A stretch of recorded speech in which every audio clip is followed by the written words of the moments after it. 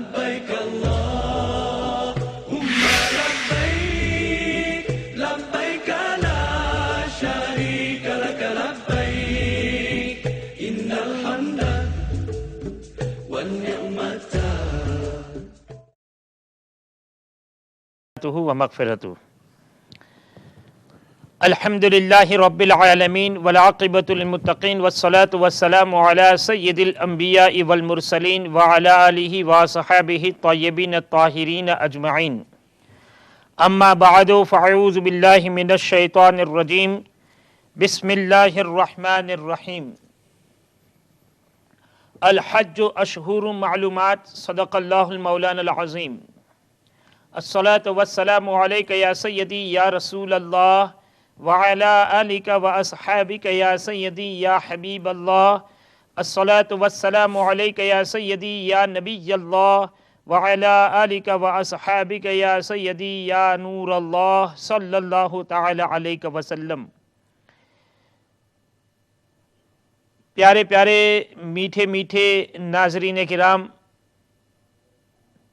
اللہ رب العالمین کا فضل و کرم اور اس کا احسان عظیم ہے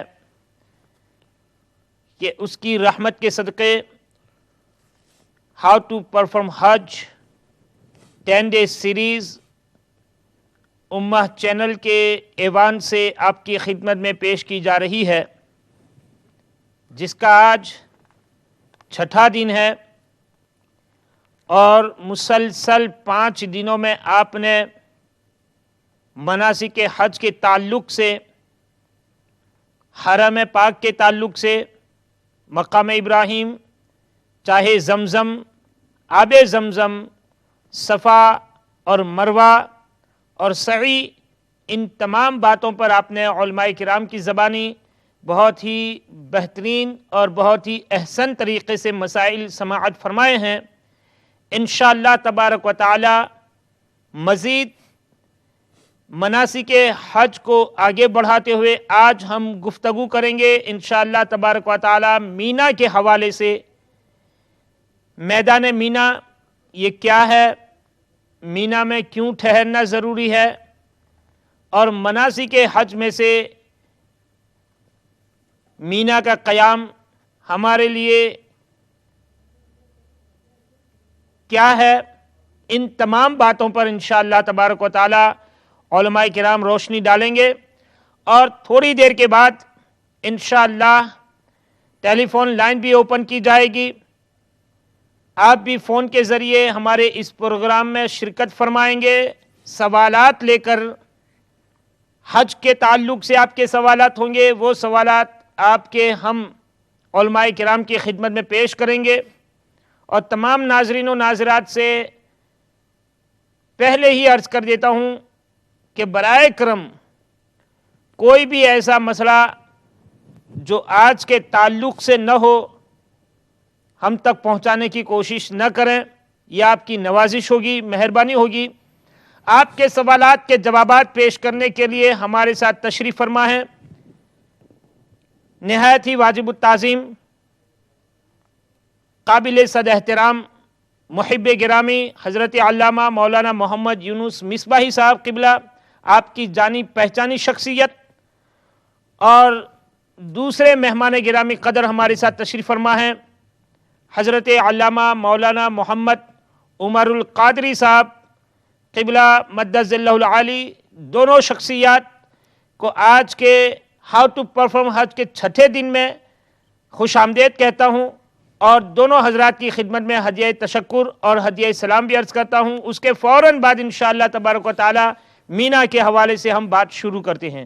علامہ مصباحی صاحب کی خدمت میں سلام عرض کرتا ہوں. السلام علیکم ورحمۃ اللہ. وعلیکم السلام ورحمۃ اللہ. حضرت خیریت سے ہیں آپ؟ الحمدللہ. آپ کا تہہ دل سے شکریہ ادا کرتا ہوں کہ ہاؤ ٹو پرفارم حج کے 6 دن کی سیریز میں بھی آپ نے شرکت فرمائی.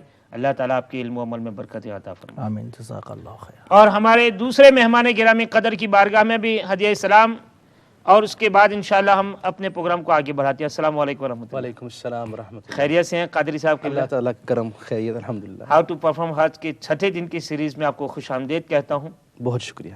اور آپ کا شکریہ بھی ادا کرتا ہوں. اللہ تعالیٰ آپ کے علم و عمل میں برکتیں عطا فرمائے جزاک اللہ خیر. اور آپ کے علم سے دنیا کے لوگوں کو سیراب فرمائے. آمین. ناظرین کرام، یہ تھے ہمارے نہایت ہی قابل صد احترام دونوں حضرات. تو آئیے اب ہم سب سے پہلے آج کی سیریز کے اور آج کے دین کے نئے مہمان ان کی خدمت میں عرض کرتا ہوں، مینا کے حوالے سے پوچھتا ہوں کہ مینا کیا چیز ہے، مینا کا لغوی معنی کیا ہے، اور اصطلاح شرع میں مینا کی کیا اہمیت ہے. تو حضرت کی خدمت میں عرض کرتا ہوں، علامہ عمر القادری صاحب اس پر روشنی ڈالیں گے کہ حضرت یہ بتائیں کہ مینا کیا ہے، یہ اس کا نام مینا کیوں رکھا گیا ہے. بسم اللہ الرحمن الرحیم. محترم حضرت مولانا صاحب، سب سے پہلے تو میں آپ کا شکریہ ادا کرتا ہوں. آپ نے اس پروگرام میں مجھے دعوت دی ہے اور اس پروگرام کے توسط سے پوری دنیا میں جو حجاج کرام ہیں وہ اس پروگرام کو دیکھ کر مستفید ہوں گے، اور میں ان سے گزارش کر رہا ہوں کہ وہ ہمارے لیے خصوصی طور پر جو ہے جب وہ حج کر رہے ہوں، حج کے مناسک ادا کر رہے ہوں، تو ہمارے لیے خصوصی طور پر وہ دعا کریں. تو آپ کے سوال کا جہاں تک تعلق ہے، مینا جو ہے یہ اس کا معنی ہے بہنا. مینا کو مینا اس لیے کہتے ہیں کہ یہ وہ جگہ ہے، سرزمین ہے کہ جہاں قربانی دی جاتی ہے اور قربانی کا جو خون ہے اسے بہایا جاتا ہے. سبحان اللہ. اور مینا کو مینا اس لیے بھی کہتے ہیں کہ عرب کے ہاں قدیم زمانہ قدیم کے اندر اس جگہ، اس مکان کو جہاں بہت بڑی عظیم الشان مجلس ہوا کرتی تھی یا جہاں لوگوں کا ٹھاٹھے مارتا ہوا سمندر ہوتا تھا، اس جگہ کو بھی مینا کے نام سے موسوم کیا جاتا تھا. تو اس جگہ کو مینا اس لیے کہتے ہیں اولاً کہ اس میں قربانی دی جاتی ہے، حجاج کرام عین اسی جگہ اپنی قربانی ادا کرتے ہیں. اور دوسری وجہ یہ ہے کہ یہاں وہ لوگ جمع ہوتے ہیں. اور مینا دراصل اسے ٹینٹ والا شہر بھی کہتے ہیں. کیا کہنا؟ ٹینٹ والا شہر اس لیے کہ آپ اگر جائیں تو یہ مکۃ المکرمہ سے مسجد الحرام سے تقریباً 7 کلومیٹر کی مسافت پر ہے، 7 کلومیٹر کی مسافت پر. اور اگر بذریعہ ٹنل جایا جائے تو 4 کلومیٹر کی مسافت بنتی ہے. 8 ذی الحج کے دن نماز فجر ادا کرنے کے بعد حجاج کرام جو ہیں وہ حالت احرام کے اندر صاف ظاہر ہوتے ہیں، تو حالت احرام کے اندر وہ تلبیہ کہتے ہوئے مینا روانہ ہو جاتے ہیں. کیا کہنا، بہت. اور اگلے کچھ دن جو ہیں، چند دن جو ایام حج کے ہیں، وہ انہوں نے مینا میں گزارنے ہوتے ہیں. کچھ یعنی عرفات میں ایک دن ہے، رات مزدلفہ میں ہے، لیکن زیادہ 2-3 دن جو ہیں وہ انہوں نے مینا میں گزارنے ہوتے ہیں. یہاں ایک ٹینٹوں کا شہر ہے، ہر طرف ٹینٹ ہے. یہ مینا وہی جگہ ہے جہاں رمی بھی کی جاتی ہے، جہاں جمارات بھی ہیں، یعنی وہ سمبولک شیطان ہیں جن کو کنکریاں جو ہیں ماری جاتی ہیں، پیبلز ماری جاتی ہیں. یہ مینا وہ جگہ بھی ہے جہاں مسجد خیف ہے.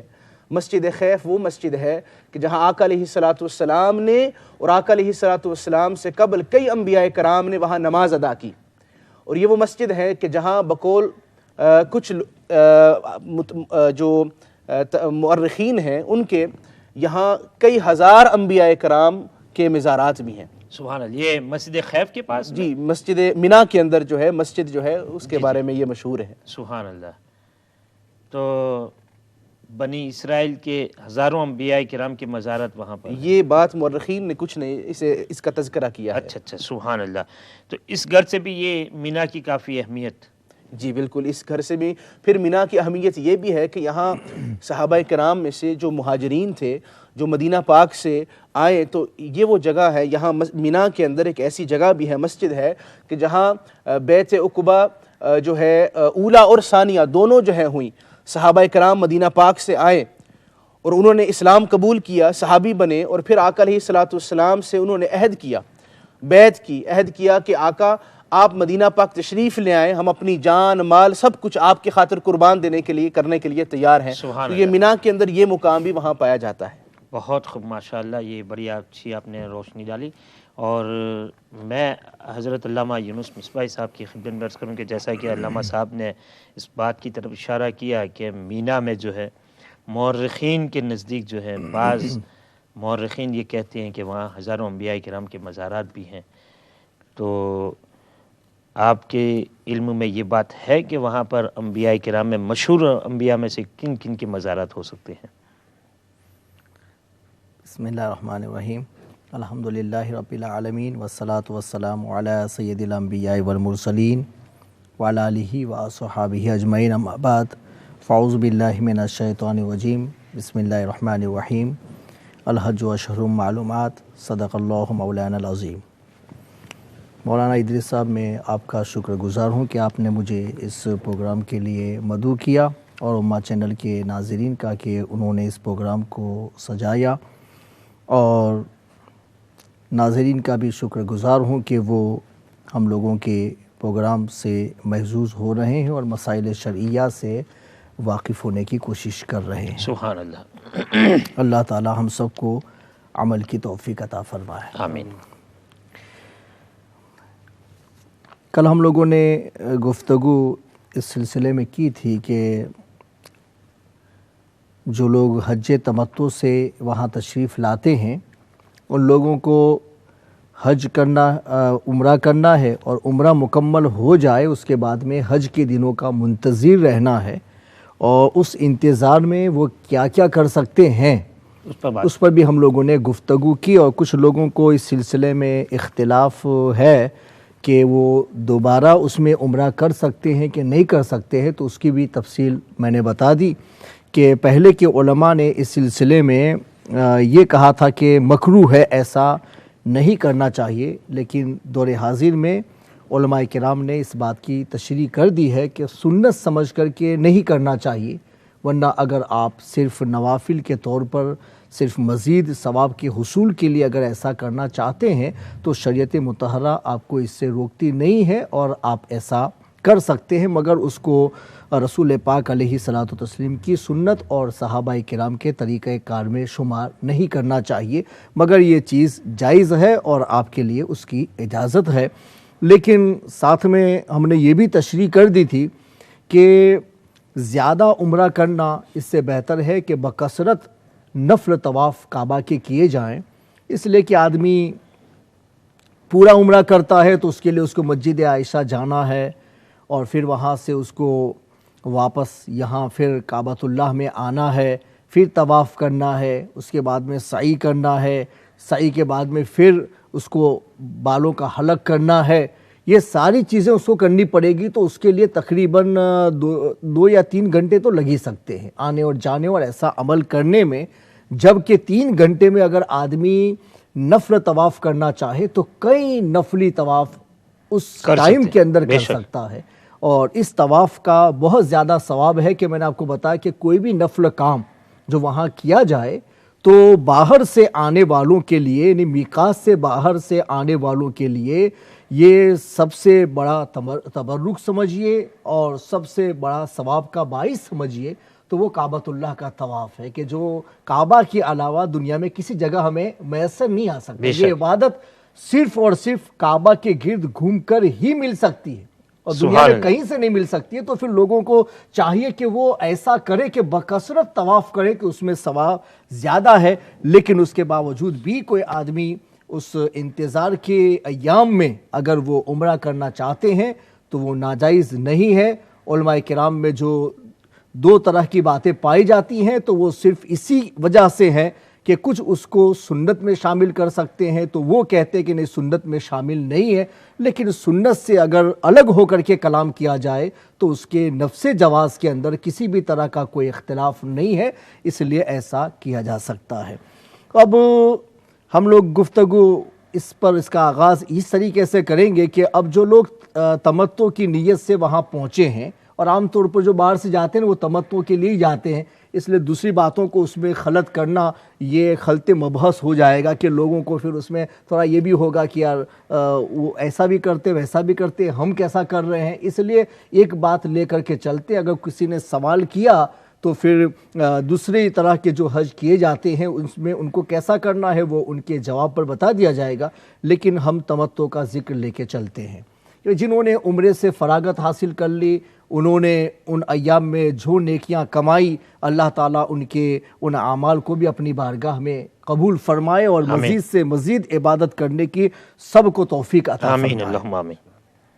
ان کو اب کیا کرنا ہے؟ جیسے حج کے دن نزدیک آ گئے تو 7ویں کو کعبۃ اللہ میں ایک خطبہ دیا جاتا ہے۔ 7ویں ذو الحجہ کو ظہر کی نماز کے بعد میں کعبۃ اللہ میں خطبہ دیا جاتا ہے، جس میں امام خطبے کے دوران مناسک حج اور اس کے طریقوں کو بتاتا ہے کہ بھئی کیسے حج کیسے کیا جاتا ہے، کس جگہ پر چل کے کیا کرنا ہے۔ لیکن میں ناظرین کو یہ بتاؤں گا کہ الحمدللہ خطبہ تو عربی ہی میں ہوتا ہے اور اس کو سننا بھی باعث ثواب ہے، لیکن اب جب کہ لوگوں کو عربی سے واقفیت نہیں ہے اور صرف ثواب کے حصول سے اگر یہ کام کیا جائے تو الحمدللہ یہ جائز بھی ہے، اس کے اندر کوئی ممانعت نہیں ہے۔ لیکن اگر وہ اپنی اپنی جگہوں پر اگر کچھ لوگوں کو اکٹھا کر کے اپنی زبان کے اگر عالم کو لائیں اور ان سے اگر وہ خطبہ سنیں کہ وہ اپنی زبان میں خطبہ سنائیں، اپنی زبان میں مناسک حج بتائیں، اپنی زبان میں طریقہ کار سے واقف کرے، تو اس میں سب کے لیے آسانی ہے کہ اگر کوئی مسئلہ نہیں جانتا ہے تو اس سے مسئلے کی معلومات ہو جائے گی۔ تو وہ عربی خطبہ اپنی جگہ پر برابر ہے، اور جو آدمی صرف معلومات کے لیے اگر خطبہ کرنا چاہتا ہے تو ان لوگوں کے لیے یہ بھی اجازت ہے کہ وہ اس طریقے سے کر سکتے ہیں۔ بہت خوب۔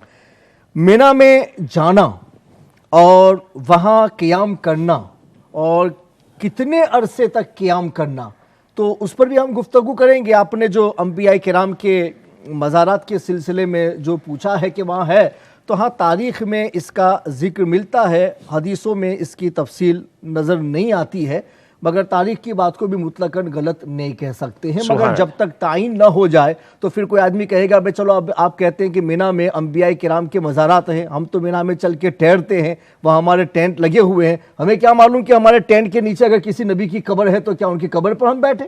کیا کہنا؟ تو شکوک و شبہات میں لوگ مبتلا ہو سکتے ہیں۔ تو اس کے لیے میں کہوں گا بھئی تاریخ میں کسی چیز کا ذکر آنا اپنی جگہ پر صحیح ہے، لیکن جب تک کسی جگہ پر قبر کا ہونا متیقن نہ ہو جائے وہاں تک یہ فتویٰ نہیں دیا جا سکتا ہے کہ جہاں آپ بیٹھے ہیں وہ قبر ہے اور آپ کو وہاں بیٹھنے کی اجازت نہیں ہے، اس لیے کہ شریعت مطہرہ کا یہ قانون ہے، الیقین لا یزول بالشک، کہ جو یقین ہے وہ شک سے زائل نہیں ہوتا ہے۔ یقین یہ ہے کہ ہمارے آنکھوں سے دکھائی نہیں دیتا ہے، اور شک یہ ہے کہ تاریخ میں اس کا ذکر موجود ہے۔ تو حضرت یہ بات تو ہوئی ماشاءاللہ، بڑی ہی خوبصورت انداز میں دونوں حضرات نے جو ہے روشنی ڈالی اس پر۔ تو حج تمتع کی جیسا کہ حضرت نے فرمایا کہ آج ہم بات کریں گے، تو حضرت جیسا کہ اب آج یہ سمجھیں کہ ہم 6 یا 7ویں ذی الحج میں جو ہے داخل ہیں، اب حاجی کو مینا کے لیے روانہ ہونا ہے، اس سے پہلے اسے کیا کیا کرنا ہوگا حج کا احرام پہننے سے پہلے؟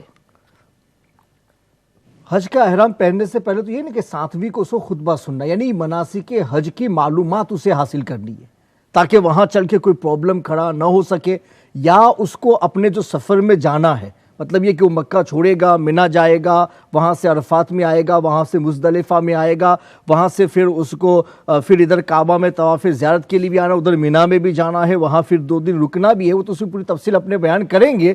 لیکن یہ کہ 5 دن یہ جو حج کے ہیں اس میں اس کو باہر رہنا ہے، تو اسے چاہیے کہ اپنا سامان سفر جو ہے اس کو بھی درست کر لے۔ ٹھیک، یہ نہیں کہ صرف نکل جانا ہے تو کیا کریں گے۔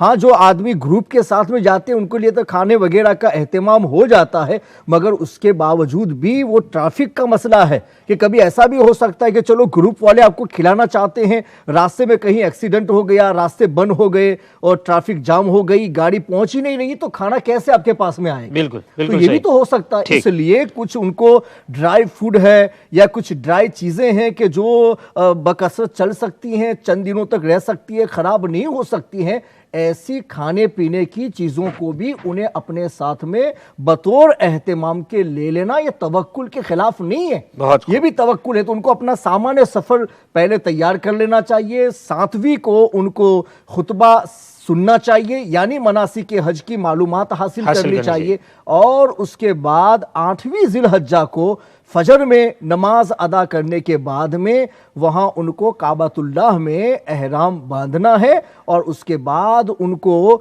منا جانے کی تیاری میں لگ جانا ہے۔ ٹھیک، علامہ فروغ القادری صاحب، جیسا کہ دور حاضر میں یہ کیا جاتا ہے کہ لوگ 7ویں ذی الحج کو ہی احرام باندھ لیتے ہیں حج کا، پھر بہت سارے ایسے بھی ہیں کہ ظہر کے بعد ہی طواف کر لیتے ہیں، اور بہت سارے ایسے ہیں کہ طواف قدوم کے ساتھ سعی بھی کر لیتے ہیں 7ویں دن، اور چونکہ وہ حج جو گروپ ہے ان کے ساتھ جاتے ہیں تو گروپ لیڈر کی طرف سے ان کو یہ آرڈر مل جاتا ہے کہ بھائی کسی بھی وقت میں بس آ جائے آپ کو لینے کے لیے، تو مغرب کے بعد کسی بھی وقت آ سکتے ہیں، لہٰذا آپ پہلے سے یہ ساری تیاری کر لیں۔ تو کیا یہ اس طرح کرنا صحیح ہے؟ بسم اللہ الرحمن الرحیم۔ محترم مولانا صاحب، بات یہ ہے کہ جس طرح حضرت ابھی فرما رہے تھے کہ 8 ذی الحج کو فجر کی نماز کے بعد آپ نے مینا کے لیے روانہ ہونا ہے حاجی نے، تو اس کے لیے سب سے پہلے تو یہ کہ وہ اپنا سامان جو ہے زاد سفر اس کا اہتمام کر لے، اور اس کا اہتمام کرنے کے لیے چند چیزیں میں عرض کر دیتا ہوں۔ حضرت نے فرمایا جس طرح ڈرائی فروٹ ہے، اسی طرح مینا کے اندر پریکٹیکلی، چونکہ بحمداللہ تعالیٰ پچھلے 3-4 سال سے اللہ پاک نے مجھے یہ توفیق دی، ہر سال جانا نصیب ہوتا ہے، تو مینا وہ جگہ ہے کہ جہاں ٹینٹس میں قیام ہوتا ہے، اور ایک ٹینٹ میں غالباً 40-50 سے بھی زائد لوگ جو ہیں وہ رہتے ہیں۔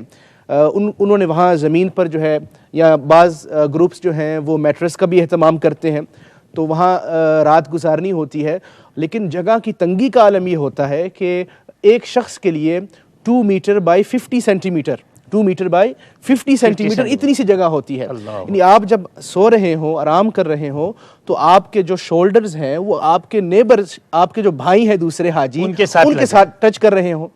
تو اب دیکھیں یہ جگہ، یہ وہ مقام ہے جہاں آپ کے صبر کا امتحان ہوگا، آپ کے صبر کا امتحان ہوگا۔ اور حاجی، بلکہ میں تو ہمیشہ کہتا ہوں کہ جب آپ یہاں سے نکلتے ہیں، جب آپ اپنے گھر سے نکلتے ہیں، تو آپ کے صبر اور آپ کی آزمائش اور امتحان کا آغاز وہیں سے ہو جاتا ہے۔ کیا کہنا؟ اور حج کا سفر سارا یہ ہے ہی آزمائش کا سفر، یہ ہے ہی امتحان کا سفر، یہ ہے ہی قربانی کا سفر۔ حضرت سیدنا ابراہیم علیہ السلام، سیدنا اسماعیل علیہ السلام، سیدہ ہاجرہ علیہ السلام، وہ جن کی اداؤں کو آج شریعت محمدی صلی اللہ علیہ وآلہ وسلم میں مناسک کا نام دیا گیا، وہ ان کی ادائیں کون سی ادائیں تھیں؟ ان کی ادائیں وہی تھیں جو جذبہ و اثار و قربانی پر مبنی تھی، آزمائش پر مبنی تھی، قربانیاں پر مبنی تھی۔ تو یہاں حاجی کے لیے ضروری ہے کہ وہ اس جگہ یہ ذہن نشین کر لیں، اپنے آپ کو تیار کر لیں کہ یہاں بالخصوص صبر کی بڑی ضرورت ہے۔ یہاں آپ اتنے قریب ہوں گے اپنے حاجی بھائیوں کے ساتھ، اور بعض دفعہ آپ کے ساتھ والے حاجی بھائی بیمار بھی ہو سکتے ہیں، انہیں فلو ہو سکتا ہے، رننگ نوز ہو سکتا ہے، ان کے تھروٹ سور ہو سکتا ہے، گلا خراب ہو سکتا ہے، جس کی وجہ سے وہ آپ تک بھی وہ جو بیکٹیریا ہے وہ پہنچ سکتا ہے۔ تو اس کے لیے چند چیزیں جو ہے، ایک تو وہ اپنے کھانے کا ڈرائی فروٹ وغیرہ لے کر جائے، اس کے علاوہ وہ میڈیکیشن جو ہے وہ ہر شخص لے کر جائے، اور کچھ چیزیں ایسی ہیں میڈیکیشن جو آپ ایز اے پریونشن کے طور پر لے کے جا سکتے ہیں، پیراسیٹامول ہو گئی، پیناڈول ہو گئی، اور باقی سور تھروٹ کے لیے کوئی ٹیبلٹس یا کوئی اور چیزیں۔ اس کے علاوہ ایک تو آپ نے احرام خود پہنا ہے، دوسرا یہ کہ مینا کے اندر چونکہ جمع غفیر ہوتا ہے، لاکھوں ملینز لوگ ہوتے ہیں، اور آپ یعنی جب حاجی جب جاتے ہیں تو جو برطانیہ کے حجاج ہیں وہ ایک سیکشن ہے، اس کے اندر انہیں رکھا جاتا ہے، اور ان میں پھر تقسیم ہوتی ہے، اور ہر 5-6 ٹینٹس کو، یا بلکہ اس سے غالباً 8-9 ٹینٹس کو یا 10 میکسیمم ٹینٹس کو کچھ ٹوائلٹس اور کچھ باتھ روم جو ہے مہیا کیے جاتے ہیں۔ وہاں جو ہے کبھی کبھار یہ بھی ہوتا ہے کہ کپڑے جو ہیں وہ احرام جو ہے وہ ناپاک ہو سکتا ہے، تو احرام کو بدلنے کی بھی ضرورت پیش آ سکتی ہے، اور وہاں پھر احرام کا خریدنا یا کوئی ایسا معاملہ یہ پاسبل بعض دفعہ نہیں ہوتا۔ اس لیے حاجی جو ہے وہ جسٹ ایز اے پریکاشن ایک ایکسٹرا احرام جو ہے وہ بھی ساتھ لے کر جائیں۔ پھر یہ کہ جس طرح آپ احرام کی حالت میں ہوں گے، صابن تو آپ استعمال نہیں کر سکتے، اس میں فریگرنس ہے، اس میں خوشبو ہے، آپ لوشن کا استعمال نہیں کر سکتے، آپ کسی اس طرح کے جو ٹوائلٹریز ہیں، آپ پیسٹ ہے اس کا استعمال نہیں کر سکتے۔ تو مکہ شریف کے اندر حرم کے ساتھ جتنے شاپنگ سینٹرز ہیں یا سپر سٹورز ہیں، مارکیٹس ہیں، وہاں سے آپ کو فریگرنس فری سوپ مل سکتا ہے. اچھا جی، وہاں سے آپ کو فریگرنس فری لوشن مل سکتا ہے، سن بلاک لوشن مل سکتا ہے فریگرنس فری. یہ سب چیزیں آپ کو فریگرنس فری مل سکتی ہیں جو کہ احرام کے اندر جس کی اجازت کیا ہے. کہنا؟ اچھا ساتھ ساتھ میں یہ بھی بتاؤں کہ یہ ٹوتھ پیسٹ وغیرہ جو ہوتی ہے کیا وہ استعمال کر سکتے ہیں کہ نہیں؟ ٹوتھ پیسٹ کے اندر چونکہ خوشبو ہوتی ہے تو اس لیے اسے پسند نہیں کیا گیا، اس کی اجازت نہیں. حالت احرام کے اندر اسے بالکل ترک کرنا چاہیے، اور فریگرنس فری جو پیسٹ ملتی ہے وہ وہاں میسر ہوتی ہے، وہ خریدنی چاہیے، جس طرح فریگرنس فری سوپ بھی خریدا جاتا ہے.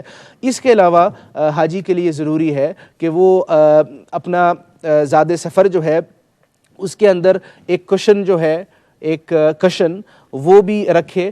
بعض گروپس اس کا اہتمام کرتے ہیں، بعض گروپس نہیں کرتے، لیکن پھر بھی ہونا چاہیے. اور یہ چند چیزیں ہیں، اور انشاءاللہ تعالی جس طرح بات چلتی جائے گی اور باتیں بیان ہوتی رہیں گی، لیکن یہ چیزیں چند جو ہیں یہ ضرور لے کر جائیں، چونکہ وہاں بعض دفعہ پھر احرام خریدنے کا یا صابن کا ان چیزوں کے حوالے سے پرابلمز وغیرہ پیدا پریکٹیکلی. یہ تو رہی بات حالت احرام میں آدمی کو مینا میں کن کن چیزوں کی ضرورت پیش آ سکتی ہے. لیکن سوال میرا یہ تھا کہ جیسے کہ آپ کا تجربہ بھی ہے اور آپ نے بھی دیکھا ہوگا کہ بہت سارے گروپ والے جو ہے اپنے حجاج کرام کو میں عرض کرنا چاہ رہا تھا کہ اسی طرح یہ چونکہ ملینز لوگوں نے فجر کی نماز کے بعد پہنچنا ہوتا ہے مینا کے اندر، اور اسی لیے جو گروپ کے لیڈرز ہوتے ہیں وہ اپنے جو حجاج ہیں ان کو کہہ دیتے ہیں کہ آپ تیار ہو جائیں. اب آپ کو وہ ٹائم دے دیں گے فجر کی نماز کے بعد. بعض دفعہ ایسا ہوگا کہ آپ 4 گھنٹے 5 گھنٹے 6 گھنٹے انتظار کر رہے ہیں اور ابھی تک بس نہیں آئی، تو ایسا بھی ہوتا ہے. تو اسی لیے فجر کی نماز صاف ظاہر ہے آپ نے فجر کی نماز احرام کی حالت میں ہی پڑھیں، ادا کریں، اور پھر آپ نکل جائیں اور انتظار کریں ہوٹل کے اندر یا کسی اور جگہ، اور انشاءاللہ العزیز پھر جب بھی جو ہی موقع ملے گا آپ کے لیے بس وغیرہ آ جائے گی اور آپ پھر مینا کے لیے روانہ ہو جائیں گے. ٹھیک. تو اگر کسی نے مینا میں جانے سے پہلے طواف قدوم نہیں کیا، اس انتظار میں کہ تھوڑی بھیڑ ہلکی ہو جائے گی میں کر لوں گا، ابھی مطاف کافی بیزی جا رہا ہے، کافی جو ہے اس میں بھیڑ بھاڑ ہے، کوئی جو ہے اس میں پاؤں رکھنے کی بھی جگہ محسوس نہیں کر پاتا ہے، ہمت نہیں کرتے ہیں، لیکن دھیرے دھیرے یہ ہوتا ہے کہ وہ رفتہ رفتہ جو ہے ظاہر سی بات ہے سب کو ایک ساتھ میں مینا میں جانا ہے، تو ہر حاجی جو ہے طواف میں مصروف ہے، ہر کوئی یہی موقع دیکھتا ہے کہ ابھی موقع ملے گا میں جاؤں گا، لیکن نہیں ہوتا. آخر کار آدمی ہمت ہار جاتا ہے عوام کو دیکھ کر کے، مجمع کو دیکھ کر کے، وہ طواف قدم نہیں کر سکتا ہے. تو اب کیا کرے گا وہ؟ بسم اللہ الرحمن الرحیم. طواف قدوم کا جہاں تک مسئلہ ہے تو وہ تو ایک تو جو مفرد جو تنہا حج کی نیت سے گیا ہے اس کو طواف قدوم کرنا ہے سنت، اور دوسرا جو آدمی حج قران کی نیت سے جاتا ہے اس سے اپنے عمرے کی فراغت کے بعد میں طواف قدوم کرنا ہے. تو ان لوگوں کے لیے تو یہ وقت ہے کہ وہ لوگ اپنے عمرے کی فراغت کے بعد میں، جیسے قارین ہے جس نے ایک ساتھ میں ایک احرام میں 2 کی نیت کی ہے، وہ اگر چاہتا ہے تو عمرے کی فراغت کے بعد فوراً یا 1-2 دن گزار کر کے اگر وہ چاہتا ہے تو طواف قدوم کر کے اس کے ساتھ میں حج والی سعی بھی کر سکتا ہے. سبحان. تو اس کو تو وہاں تک کا انتظار نہیں کرنا ہے کہ وہ 6ٹھی 7ویں تاریخ یا 8ویں تاریخ آئے، وہاں تک میں منتظر رہوں کہ پھر میں طواف کروں اور پھر میں چل کے کیا ہے سعی کروں گا. وہ تو عمرہ سے فارغ ہو کر جب بھی چاہے ایسا کر سکتا ہے، اس لیے کہ وہ حالت احرام میں اس کو انتظار نہیں کرنا ہے، اس لیے وہ تو کر سکتا ہے، کوئی حرج نہیں ہے. اس میں کوئی ڈیٹ نہیں کہ آپ کو فلاں ہی دن کرنا ہے. وہ حج کے جو ایام ہے وہ شوال کی 1 تاریخ سے لے کر کے یہ ذی الحجہ تک چلتے ہیں. اس کی جو اپنے 12 تاریخ میں جو کچھ کرنا ہے وہاں تک چلتے ہیں، تو وہ سب ایام حج ہی مانے جاتے ہیں. تو اس میں جب بھی چاہے تو کر سکتا ہے. تو ایک قارن کے لیے تو کوئی مسئلہ نہیں ہے. اور جو آدمی صرف حج کی نیت سے آیا ہے اس کا تو صرف احرام ہی حج کا ہے، اس لیے اس کو آ کر کے وہاں جو طواف کرنا ہے وہ پہلا طواف اس کا طواف قدوم کہا جاتا ہے. اچھا. کہ وہ کعبہ کا ویلکم طواف سے کرے گا تو اسے طواف قدوم کا درجہ دیا. اگر وہ طواف قدوم کے بعد میں صفا مروہ کی سعی کرنا چاہتا ہے تو وہ اس کی حج کی صفا مروہ کی سعی ہو جائے گی. جو واجب ہے وہ ادا کر سکتا ہے. اس کے ساتھ میں اگر نہیں بھی کرنا چاہتا ہے تو طواف قدوم وہ کر لے, جو سنت کے اوپر اس کا عمل ہو گیا. اب وہ چاہتا ہے کہ چلو 1-2 دن کے بعد میں پھر میں کوئی اور طواف کر کے صفا مروہ کی سعی کر لوں گا, تو وہ ایسا بھی کر سکتا ہے کہ کوئی نفل طواف کرے اور اس کے بعد میں صفا مروہ کی سعی کر لے. تو یہ حج کی سعی بیفور حج کے ایام میں, یہ حاجی اگر حج کے احرام میں ہے تو جب چاہے کر سکتے. سبحان اللہ. اس لیے لیکن حج افراد کر رہا ہے. اپنا مسئلہ متمتع کے لیے چل رہا ہے کہ زیادہ تر لوگ حج تمتع کرتے ہیں, انہوں نے عمرے سے فراغت کر لی ہے, اب ان کے پاس میں احرام نہیں ہے اور حج کا احرام ان کو پہننا ہے. تو حج کا احرام کہاں سے پہنا جائے وہ بھی میں ناظرین کو بتا دوں تاکہ یہ مسئلہ سب کو یاد رہے اور پھر اس میں وہ شبہے میں نہ رہے کہ جیسے بھئی عمرے کا احرام باندھنا ہو تو حرم چھوڑ کر کے ہل میں جانا پڑتا ہے کہ بھئی حرم سے باہر نکلو اور وہاں چل کے احرام باندھ کے پھر آپ ادھر آ سکتے ہو تو عمرہ کر سکتے ہیں. لیکن حج کے لیے ایسا نہیں ہے. حج کے لیے جو بھی لوگ وہاں ٹھہرے ہوئے ہیں, وہ چاہے وہ مکہ کے ہوں چاہے باہر کے ہوں, جو وہاں آ کر کے ٹھہرے ہیں, وہ لوگ حرم میں جہاں سے چاہیں وہ احرام باندھ سکتے ہیں. کیا کہنا, پورے حرم سے, پورے حرم سے جہاں سے چاہے احرام باندھ سکتے ہیں. وہ اپنے ہوٹل میں جہاں وہ رہتے ہیں وہاں سے اگر احرام باندھنا چاہے تو وہاں سے بھی احرام باندھ سکتے ہیں. احرام کا جو طریقہ کار ہے وہ پہلے بتا دیا کہ عمرے کے لیے جو طریقہ کار بتایا ہے بس وہ ہو وہ ساری سنتیں مستحبات یہ حج کے احرام کے لیے بھی ہیں. اگر وہ ساری جیسے وضو کرنا ہے, غسل کرنا ہے, بال وغیرہ کی جو صفائی کرنی ہے, اپنے بدن پر خوشبو وغیرہ لگا لینا ہے بیفور احرام, یہ ساری چیزیں وہ کر لیں گے. اور احرام کی چادریں بھی اگر وہ باندھنا چاہے تو اپنے روم ہی سے باندھ لے ہوٹل کے, اور اگر وہ نیت نہیں کرنا چاہتے تو کوئی بات نہیں, نیت کے لیے بہتر یہ اپنے لیے مسجد حرام ہے. کیا کہنا, تو وہ آئیں گے مسجد حرام شریف میں اور وہاں آ کر کے کعبۃ اللہ کا وہ طواف کریں گے. اگر نماز کا وقت ہے نماز پڑھیں گے, کعبہ کا اگر طواف کرنا چاہتے طواف بھی کر سکتے. لیکن یہ بھی بتا دوں میں ناظرین کو کہ یہ کوئی انتظار نہیں ہے کہ آپ کعبہ کا طواف اور جو عمرہ سعی ہے صفا مروہ کی حج والی وہ 8ویں کو ہی کر سکتے ہیں, وہ آپ کے اوپر ہے. اگر آپ اس سے پہلے فراغت حاصل کرنا چاہتے ہیں تو اس سے پہلے آپ حج کے احرام میں آ جائیے اور نیت کر لیجئے, تو آپ اس کے بیفور بھی ان چیزوں کو ادا کر سکتے ہیں. اس لیے کوئی انتظار نہیں کہ 8ویں کو کیا جائے.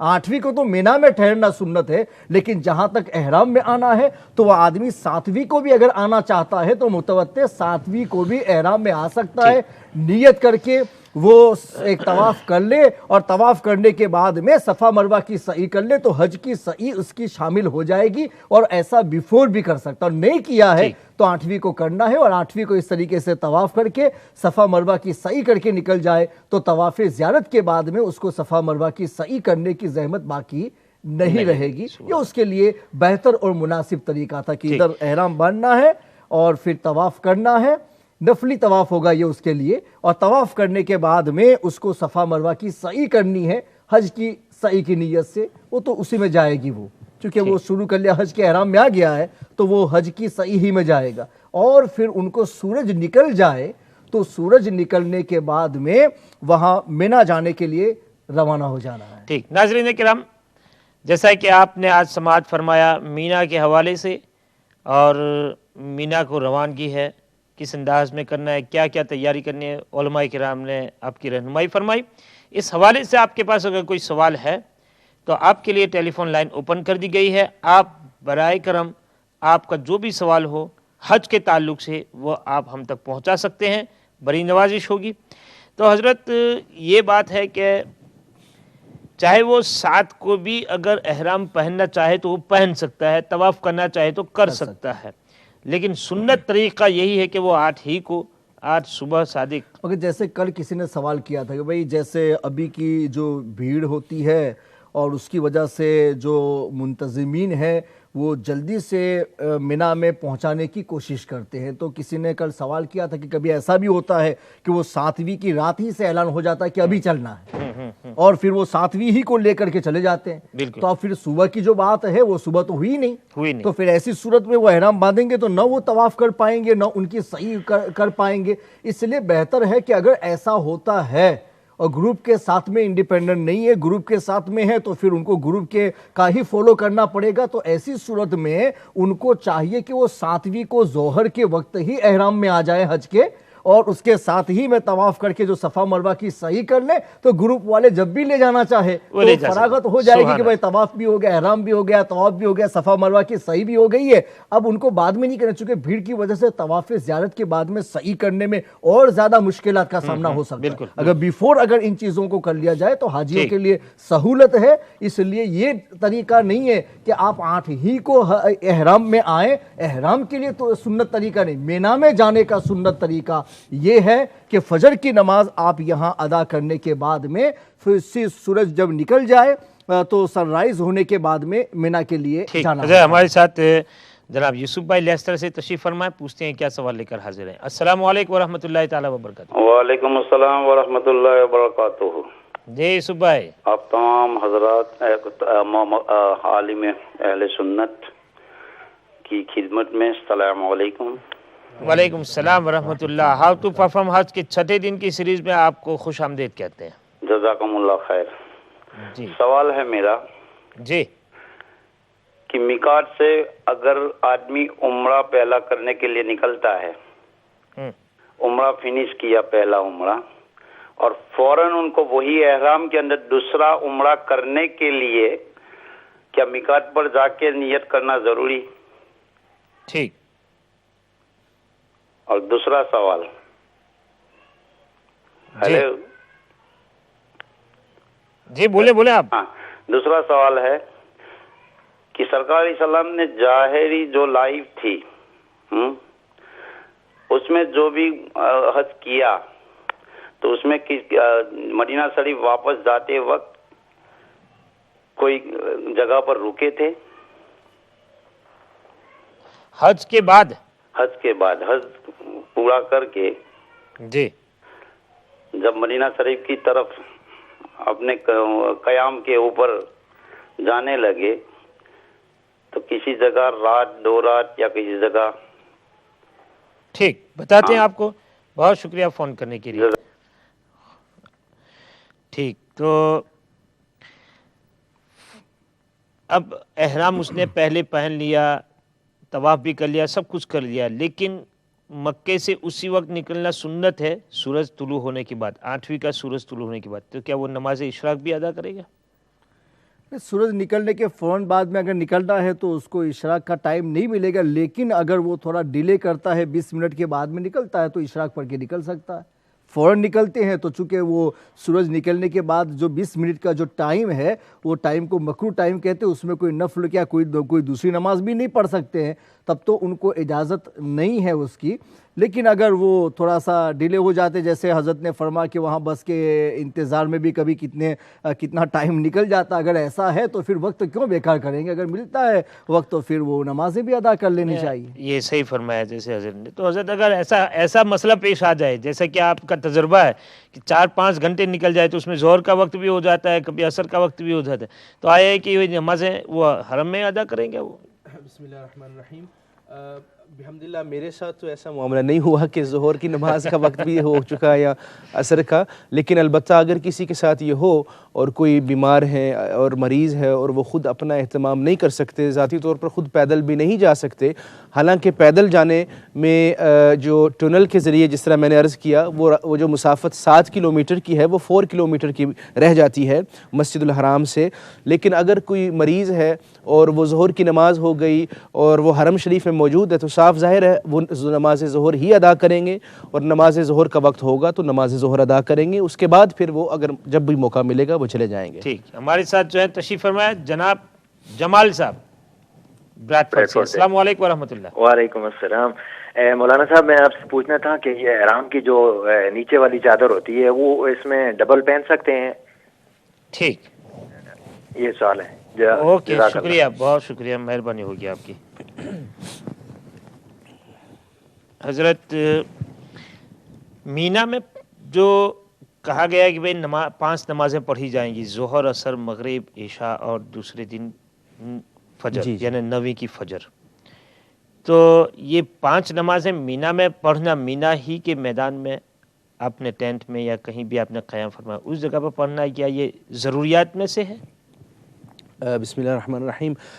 جو 8 ذی الحج کو نماز فجر کے بعد نماز ظہر، عصر، مغرب اور عشاء آئے گی، اور اگلے دن کی جو نماز فجر ہے اس کو مینا میں ادا کرنا وہ بہتر ہے. اور اس کو چونکہ ہم لوگ مسافر ہوں گے اور وہاں جو ہے قصر کی جائے گی، ہم مسافر ہوں گے تو وہاں ادا کرنا مینا کے اندر یہ بہتر ہے. لیکن جس طرح پہلے عرض کیا کہ مثال کے طور پر ایک شخص ہے، وہ مسجد الحرام میں ہے، ہوٹل کے پاس انتظار کر رہے ہیں اور ابھی ان کا ارینجمنٹ نہیں ہوا اور ظہر کی نماز داخل ہو گئی، تو صاف ظاہر ہے وہ ظہر کی نماز ادا کریں گے، اور جب مینا میں آئیں گے تو باقی جو نمازیں جو انہیں میسر ملیں گی وہ مینا میں ہی ادا کریں گے. ٹھیک. علامہ یونس مصباحی صاحب، یہ مینا کے پہلے دن یعنی 8ویں کو اس نے قیام فرمایا مینا میں، تو کیا وہ رات میں کوئی خاص نوافل یا کوئی ایسا کوئی وظیفہ پڑے گا، یا پھر وہ عشاء پڑھ کے سو جائے گا جس طریقے سے وہ عام دنوں میں سوتے ہیں؟ کیا مینا میں بھی اس کے لیے اس رات کی کوئی اہمیت سمجھ کر عبادت کرنا ضروری ہے؟ اس سے پہلے کہ ہمارے ساتھ جو ہیں غلام یاسین صاحب ہیں اولدم سے. السلام علیکم ورحمۃ اللہ. وعلیکم سرکار، کیا حال ہے؟ ٹھیک ہو؟ آپ کی دعائیں، اللہ پاک کا کرم ہے. مصباحی صاحب بہت اچھے مسائل بتا رہے ہیں. میں نے ایک عرض کرنا تھا، کل ایک مسئلہ کسی آدمی نے پوچھا تھا کہ حضرت امام اعظم ابو حنیفہ جو تھے وہ 3 دن ٹھہرے تھے مدینہ منورہ میں، وہ کیوں ٹھہرے تھے؟ 3 دن ہی کیوں ٹھہرے تھے؟ جی، تو وہ میں عرض کرنا چاہتا ہوں کہ مہمان نمازی جو ہوتی ہے وہ 3 دن ہوتی ہے. ابھی بہت سارے لوگ جو ہیں پیر حضرام، وہ ابھی بھی 3 دن کے لیے جاتے ہیں. پہلی بات تو یہ ہے. دوسری بات یہ ہے کہ ایک طبقہ جو کہتا ہے وہ صرف آپ مسجد کی نظر جائیں کریں، تو اس کو رد کرنے کے لیے کہ ہم تو حضور نبی کریم صلی اللہ علیہ وسلم کی زیارت کے لیے جاتے ہیں، جن کی دولت ہمیں مسجد ملی، جنہیں دولت ہمیں نمازیں ملی. ٹھیک، آپ کو بتاتے ہیں. بہت شکریہ غلام یاسین صاحب. ٹھیک، علامہ یونس صاحب، فون سے پہلے آپ کی خدمت میں سوال پیش کیا جا چکا ہے. بسم اللہ الرحمن الرحیم. پہلے یہ اس بات کی تشریح ہو گئی کہ جو مینا کا قیام ہے، وقوف مینا جو ہے، تو وہ سنت ہے اور وہ واجب میں شامل نہیں ہے. اور جب سنت ہے تو جو امور ہم وہاں بجا لائیں گے، جو نماز کے اوقات ہیں وہ تو جو نماز فرض ہیں وہ تو فرض کے طور پر ہی ادا کرنی ہے. لیکن باقی جو اوقات ہیں تو اسے چاہیے کہ اس کو ذکر ہے، درود ہے، دعا ہے، اور اس کے علاوہ اللہ تبارک و تعالیٰ کے مقدس نام ہے، کوئی بھی ذکر اپنی زبان پر جاری رکھنا ہے، زبان کو خاموش نہیں رکھنا ہے. سبحان اللہ. چونکہ آپ حرم محترم میں ہیں اور حرم محترم کی ہر نیکی یہ دوسری جگہوں کے اعتبار سے 1,00,000 نیکیوں کے برابر کر دی جاتی ہے. سبحان اللہ. سبحان. یہ اور بات ہے کہ آپ وہاں جو ہیں مسلسل عبادت کی نیت سے چل رہے ہیں تو وہ تو آپ کا رات دن عبادت ہی میں، لیکن وہ تو ایک خاموش عبادت بھی خاموش عبادت بن ہی سکتی ہے. مگر اس کے ساتھ ہم اپنی زبان کو ذکر و اذکار میں لگائیں گے تو دنیا کی باتیں نہیں ہوں گی، دوسروں کی باتیں ہم سنیں گے نہیں، اور ذکر و اذکار میں لگے رہیں گے تو ہماری توجہ ہمیشہ اللہ اور رسول کی طرف رہے گی. تو آدمی کو چاہیے کہ وہ ہمیشہ ذکر و اذکار میں رہے. کوئی ذکر وہاں کا مخصوص نہیں کہ یہی کیا جائے، کوئی بھی ذکر و اذکار، لیکن یہ کہ جو سب جانتے ہیں قرآن کی صورتیں یاد ہیں، آیتیں یاد ہیں، جو کچھ بس پڑھتے رہیے، دعائیں کرتے رہیے، توبہ استغفار کرتے رہیے، اپنے لیے، تمام مسلمانوں کے لیے، رشتہ داروں کے لیے، دوست و احباب کے لیے دعائیں کیجئے کہ وہ مقدس مقامات جہاں مسلسل اللہ تبارک و تعالیٰ کی رحمت کاملہ کا نزول ہوتا ہے، تو ایسے اوقات کو لوگوں کو بیکار نہیں ضائع کرنا چاہیے. جتنا بن سکے اتنا رب تبارک و تعالیٰ کی بارگاہ سے مانگ لینے کی کوشش کریں. بہت خوب. سبحان اللہ. ہمارے ساتھ تشریف فرمائے ظفر اقبال صاحب واٹ فورڈ سے. السلام علیکم ورحمۃ اللہ. وعلیکم السلام. میرے جناب 2 سوال ہیں. جی ارشاد. ایک سوال ہے کہ ہم یہاں سے ریاض جا رہے ہیں اور پھر ریاض سے جدہ جائیں گے، تو میں یہ کہ پوچھنا چاہتا ہوں کہ کیا ہم ریاض میں احرام باندھ سکتے ہیں؟ ٹھیک. اور کوئی سوال؟ دوسرا سوال ہے کہ میں نے پہلے حج کیا ہوا ہے اور یہ دوسرا حج میں اپنے والد صاحب کے لیے کرنا چاہتا ہوں، تو وہ اس کی جو ہے نا نیت بتائیں کہ میں نے وہاں پر کیا نیت کرنی ہے. اچھا، میں آپ سے یہ پوچھتا ہوں کہ آپ کے والد صاحب کی طرف سے آپ حج کرنا چاہتے ہیں. جی. تو کیا والد صاحب کی کوئی وصیت تھی؟ जी उनकी कोई वसीयत नहीं थी, वो फोत हो गए हैं, इसलिए मैं उनका आज करना इसीलिए चाहता मैंने आपसे ये कहा कि क्या उनकी कोई वसीयत थी? हूं। जी उनकी कोई वसीयत कोई नहीं थी। वसीयत? क्या वो साहिब इस्तिताअत थे जब वो बीमार थे या उनका इंतकाल हुआ? जी जी उनके ऊपर हज फर्ज था? जी हाँ जी उनके ऊपर हज फर्ज था उस वक्त? जी जी ठीक है, इंशाल्लाह आपको बताते हैं। बहुत शुक्रिया, मेहरबानी। ओके अल्लाह ज़फ़र हाफ़िज़। इकबाल साहब, अल्लाह हाफिज़। तो हज़रत जैसा कि अभी ये ज़फ़र इकबाल साहब ने जो सवाल किया, बेहतर ये है कि उनके ही सवाल पे बात किया जाए कि जैसे उन्होंने ये पहला सवाल ये किया कि यहाँ से सीधे वो रियाज जाते हैं, तो क्या एहराम वो यहाँ से पहन कर रियाज जाएंगे, या ये रियाज से वो एहराम पहन करके मक्का जाएंगे?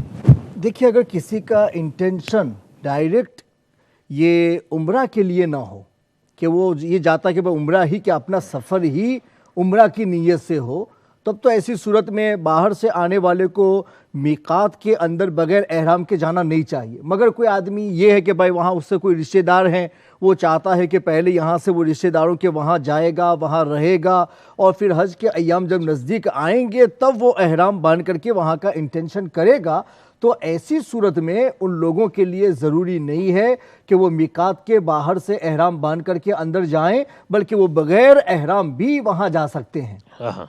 और फिर जब वो वहाँ से वापस इधर आएंगे तब अब उनको क्या है, वो एहराम के साथ में यहाँ इनको आ जाना है कि वो हिल में अगर आ गए हैं तो वो बिफोर हरम में दाखिल होने के उनको अपने हिल से उस एहराम की नीयत से अंदर जाना है। ठीक।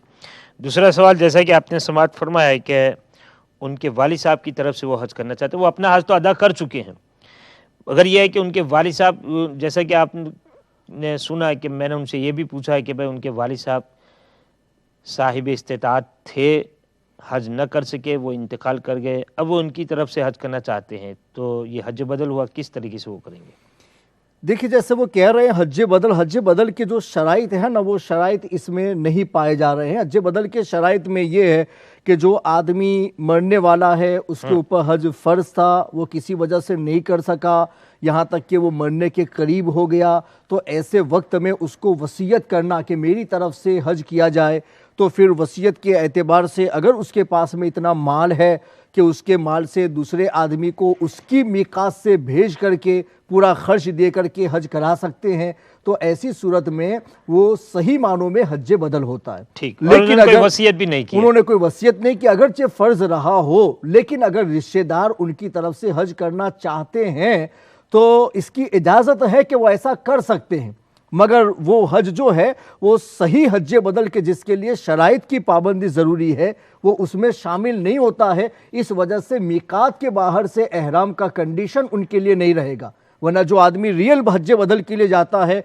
उसको, जिसके लिए हज बदल के लिए जाता है, उसी के मीकात से एहराम बांधना, और वो भी हज का एहराम बांधना उसके लिए ज़रूरी होता है। वो तमत्तो का एहराम नहीं कर सकता है, और वो इसी तरह से या तो हज इफराद की नीयत करे, या उसने इजाज़त दी है तो क़िरान की नीयत करे, उसके अलावा वो क्या है, तन्हा तमत्तो की नीयत से नहीं जा सकता। मगर चूँकि वसीयत नहीं है, इस वजह से रिश्तेदार अपनी तरफ से अगर अदा करना चाहता है तो उसको शरीयत मुतहरा में तबर्रुक कहते हैं। तबर्रुक का माना ये नफली तौर पर कोई उसका रिश्तेदार उसको अपने ज़िम्मे से बरी कराने की कोशिश करना चाहता है, तो वो एक तरह का नफली हज है कि जो उनके नाम से किया जाए, तो वो मिसाली सूरत में हज बदल कहा जाएगा। तो उनको इजाज़त है कि वो अगर रियाद जाना चाहते हैं तो जाएं, और वहाँ से जब इधर आएंगे और वो हज बदल करना चाहते हैं तो एहराम में वो उनकी नीयत करें, अपने बाप की तरफ से करना चाहते हैं नीयत पर बात करेंगे। ऐसे काफ़ी देर से हमारे साथ जो हैं नज़ीर साहब ग्लासगो से तशरीफ़ फरमा है, पूछते हैं क्या सवाल लेकर हाजिर आए हैं।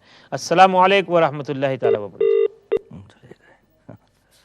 आप इशारा कर दो जी हज़रत। तो बात चल रही थी हमारी कि हज की नीयत वो अपने वालिद साहब की तरफ से करेंगे, तो वो नीयत किस तरह करेंगे? नीयत बस वो मैं उनको बता दूं, अरबी नीयत तो क्या करेंगे, उनको अपनी ज़बान में करना है। जैसे भाई कि मैं एहराम में आ रहा हूं, या मैं एहराम हज के एहराम की नीयत कर रहा हूं अपने वालिद की तरफ से, बस ये अगर बोलना चाहते हैं, वरना दिल को तो मालूम ही है ना वो जो कर रहे हैं, बोलने की कोई ज़रूरत नहीं है। ठीक। वो तो अगर कोई आदमी बोलना चाहता है तसल्ली के लिए तो ऐसा कह दे कि मैं एहराम हज के एहराम में आ रहा हूं अपने वालिद की तरफ से, تو یہ ان کا احرام باندھنا یہ باپ کی طرف سے ہوگا. اب جو بھی کچھ کریں گے ہر جگہ پر نیت کرنے کی ضرورت نہیں ہے, وہ باپ کی طرف سے حج ہوگا.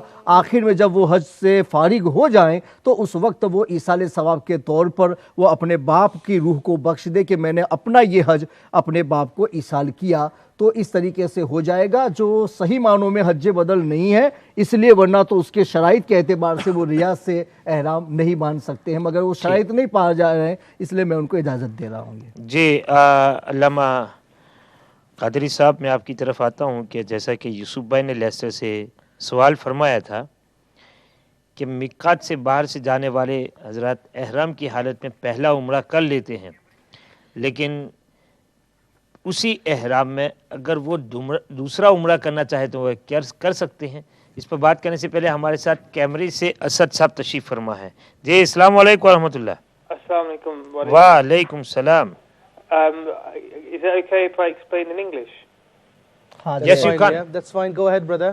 I've got a question with regards to footwear during the Hajj. Okay. I've got sort of a condition where I've got a problem with my heel. But the real issue is when I wear slippers. Some places I've read that you have to have your heel uncovered. Some places I've read that you have to have the top part of your foot, the bone of the top part of your foot uncovered, where you tie the shoelaces. Mm-hmm. And some people say no, you can have that covered. You can have the heel covered. You can have a strap behind your heel. Okay. So I'm not, and of course there's a lot of walking involved, and you know the Genchi Chapli, the flip flops, can be a bit uncomfortable if you're walking a lot. So what's the Sharia ruling, and if I get it wrong, do I have to pay compensation, or what's the situation? Okay, Jazakallah khair for your question. Thank you for question and thank you for joining us, Asad Saab. بہت شکریہ. ان کا ابھی جواب دے دیں پہلے. جی آپ دے دیجیے. Brother Asad, in regards to your question, the footwear, the ruling of the Sharia is that when you are in the state of ihram, the ankle bone, or you can say the bone of the feet, the above side, the upper side, that has to be uncovered. It has to be uncovered. If it is covered, it means that you are not in the state of ihram. So what you need to do is you need to buy slippers, or you need to buy some kind of footwear in which your heel can be covered, no problem. Your toes can be covered, no problem. As long as your the bone, the ankle bone, sorry, not the ankle bone, as far as the upper part of your feet, that is uncovered. The bone part. If that is uncovered, that is fine. And definitely, as you mentioned, there is a lot of walking involved while you are going on Hajj, inshallah. I still remember last year when I went, I did one specific day, about 25 to 26 kilometers walking, because from Mina I went to Masjid al-Haram, and there I did my sa'i, and then from there on tawaf, sa'i, and then I went back to Mina, and I did it all by walking. So there is definitely a lot of walking involved. So definitely what you need to do is you need to make sure you have the right footwear, which is comfortable, but which also is according to the ruling of the Sharia, as mentioned before. سبحان اللہ. ہمارے ساتھ اسلاؤ سے جو ہے فضل بھائی تشریف فرما ہے. السلام علیکم ورحمۃ اللہ. وعلیکم السلام ورحمۃ اللہ وبرکاتہ. جی میرا ایک کوشچن ہے آپ سے. جی میں یہاں سے جدہ جا رہا ہوں, تو میرے لیے حرام باندھنا یہاں سے ضروری ہے یا میں وہاں جا کے باندھ سکتا ہوں؟ ٹھیک. اور کوئی سوال؟ یہ آپ جو جدہ جائیں گے, ہاں جی, تو حج ہی کی گھر سے جا رہے ہیں نا؟ ہاں جی, نہیں پہلے عمرہ بھی ہے, عمرہ بھی کرنا ہے, جاتے ہی عمرہ کرنا ہے. ٹھیک ٹھیک. ہاں جی ٹھیک, بہت شکریہ. انشاءاللہ بتاتے ہیں آپ کو. ٹھیک. تو حضرت میں نے یہ اپنے جی آپ نے سوال کیا تھا, پہلے سوال کیا تھا, وہ سوال یہ تھا کہ میقات میں کوئی شخص داخل ہوتا ہے میقات سے پہلے احرام باندھ کر, تو بعد میں وہ اس نے اپنا عمرہ کر لیا, عمرہ کرنے کے بعد پھر وہ عمرہ کرنا چاہتے ہیں, تو اس کے لیے وہ ضروری ہے کہ وہ مسجد عائشہ ہے یہ تقریباً کوئی غالباً 6 کلومیٹر کا فاصلہ ہے. مسجد حرام سے ویگنز بسیں جاتی ہیں, 2-2 3-3 ریال لیتی ہیں. تو مسجد عائشہ میں جا کر دوبارہ آپ کو وہاں احرام کی نیت کرنی پڑے گی, اور وہاں سے پھر آ کر مسجد حرام میں پھر باقی عمرے کے جو ارکان ہیں, طواف ہے, سعی ہے, اور بعد میں قصر یا حلق, اسے پھر آپ نے ادا کرنا ہے. یعنی اسی احرام میں وہ نہیں کر سکتا؟ نہیں, انہیں مسجد عائشہ جانا پڑے گا. مسجد عائشہ جانا ہی پڑے گا. ٹھیک ہے. دوسرا سوال حضرت علامہ یونس مصباحی صاحب, انہوں نے یہ فرمایا کہ وہ میقات جانا پڑے گا, تو وہ میقات نہیں جانا پڑے گا. اور ایسا کہ وہ پھر دوسرا عمرہ کرنا تھا, کیا اس کو میقات سے میقات نہیں کو ان کو کہہ رہی میقات الگ چیز ہے اور ہل الگ چیز ہے. تو ہل میں کیا حرم کا جو حصہ ہے وہاں تو بارڈرز بنے ہوئے کہ بھئی یہ حرم ختم ہو گیا, تو حرم کے باہر کی جو بارڈر ہے نا اس کو ہل کہا جاتا ہے. یہ حرم ہے وہ ہل ہے, اور ہل کے باہر کا حصہ جو ہے وہ میقات میں چلا جاتا ہے. اور میقات تو کافی دور ہے. میقات تو جو باہر سے لوگ آتے ہیں پہلے, وہ لوگ وہاں سے جو اندر آ گئے ہیں اب ان کو عمرے کا احرام باندھنا ہے, تو صرف وہ حرم کی حد سے باہر ہے تو وہاں سے اندر آئے. اور میں نے کل بھی بتایا تھا کہ اس کے لیے کوئی ضروری نہیں کہ مسجد عائشہ جائیں, بلکہ اراؤنڈ جہاں بھی کعبہ کے اراؤنڈ جتنی بھی حدیں ہیں جس کو حرم میں شامل کیا گیا ہے, اگر ان کے باہر جا کر بھی اگر کوئی آدمی احرام باندھ کے اندر آتا ہے تو اس کو پرمیشن ہے. مگر یہ کہ جو راستے بنے ہوئے ہیں معین ہو جاتے تو وہاں جانا آنا بڑا آسان رہتا ہے, اس لیے ورنہ کوئی یہ نہ سمجھے کہ ضرورت اس کی نہیں ہے. وہ پوری بارڈر کے اندر کہیں سے بھی وہ حرم کے باہر کا حصہ ہو تو وہاں سے احرام باندھ کے پھر اندر آ سکتا ہے. ٹھیک. ہمارے ساتھ تشریف فرمائے محمد شفیق صاحب برمنگھم سے. السلام علیکم ورحمۃ اللہ. وعلیکم السلام ورحمۃ اللہ.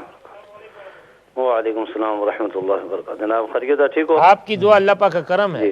حضرت سوال یہ ہے کہ جو طواف کیا جاتا ہے تو طواف کے بعد جو نوافل پڑھے جاتے ہیں مقام ابراہیم یا کسی بھی دوسرے مقام پہ, تو وہ جو نوافل ہیں وہ کس نیت سے پڑھے جائیں؟ وہ واجب کی نیت سے یا کیسے طواف کی نیت سے, وہ کیسے؟ پلیز اس کا تھوڑا سا طریقہ بتا دیں. ٹھیک, انشاءاللہ بتاتے ہیں آپ کو. مہربانی. اللہ بہت شکریہ. اللہ حافظ. فی امان اللہ. حضرت انہوں نے دوسرا سوال یوسف بھائی نے یہ فرمایا تھا کہ سرکار علیہ الصلوۃ والسلام حج کے بعد تشریف لے جا رہے تھے, تو راستے میں 2-3 دن آپ نے قیام فرمایا تھا, تو کس جگہ قیام فرمایا تھا؟ دیکھیں وہاں مسجد جو میقات مدینہ شریف کی ہے تو اس کے لیے وہاں 2 الگ الگ جگہ پر مسجدیں بنی ہوئی ہیں.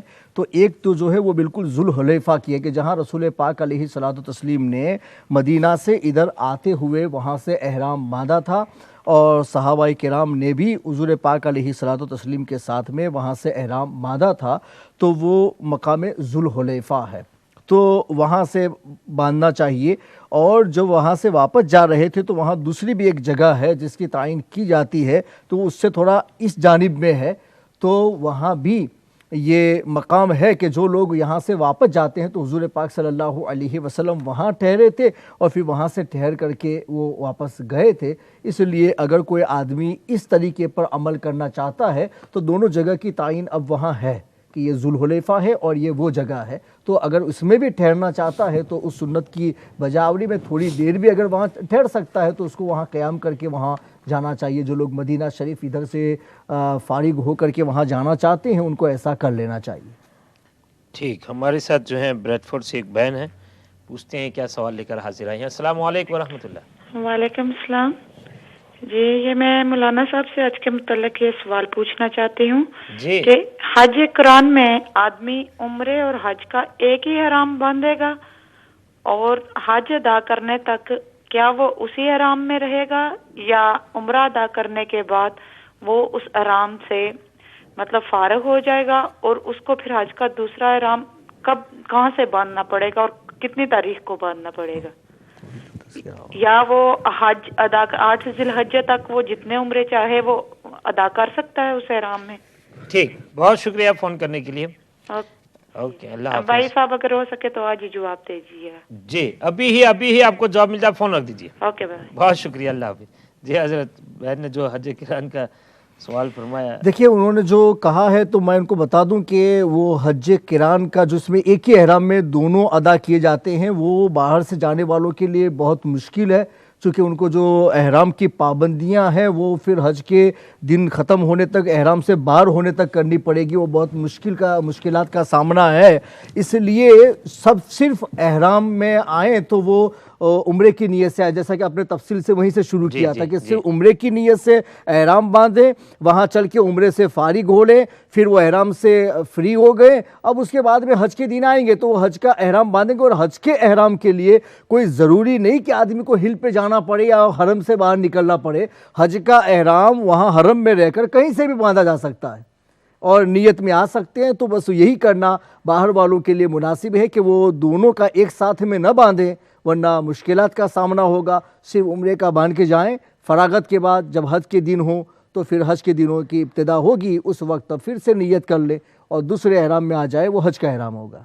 ٹھیک, تو بجائے یہ کہ حج قران کی وہ حج تمتع ہی کرے. ہاں وہی اس میں بہتر ہی ہے ان کے لیے, بہتر ہی ہے, آسانی بھی ہے اس ہاں, میں. ورنہ پھر کیا کہ مشکلات کہ ان کو پھر وہ نیت, عورتیں احرام نہ پہننے کا مطلب یہ نہیں ہے, نیت تو ہے نا عورتوں کی بھی, ان کو اگرچہ اسلام نے اجازت دی کہ وہ پہنے ہوئے کپڑوں پہ بھی نیت کر سکتی ہے, مگر نیت کرنے کے بعد احرام میں تو وہ بھی آ گئی. یہ مت سمجھو کہ چادر پہننے سے احرام میں آتی ہے. اگر کسی نے چادر پہن لی اور نیت احرام کی نہیں ہے تو چادریں پہننے کے باوجود بھی وہ احرام میں نہیں ہے. احرام میں نہیں ہے. ہاں, اور عورتوں نے اپنے پہنے ہوئے کپڑوں پر اگر احرام کی نیت کر لی ہے تو اس کی وجہ سے وہ نیت میں آ گئی.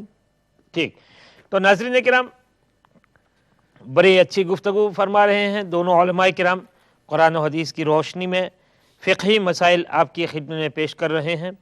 تو باتیں ابھی اور بھی کرنی ہے آپ سے, لیکن مختصر سا وقفہ لیتے ہیں. وقفے کے بعد انشاءاللہ پھر دوبارہ آپ سے گفتگو ہوگی. السلام علیکم ورحمۃ اللہ تعالیٰ وبرکاتہ. لبیک اللہ